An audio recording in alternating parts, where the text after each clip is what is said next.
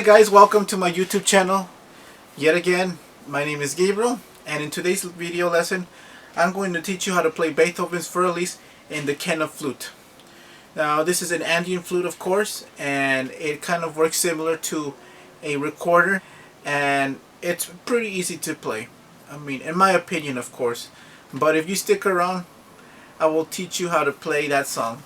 But before we get started, as always, don't forget to smash like and subscribe to my channel at the Purposeful Messenger, and you will get more video tutorials soon if you subscribe and you hit the notification button as well.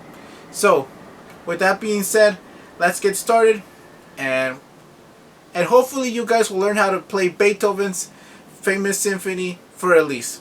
Alright?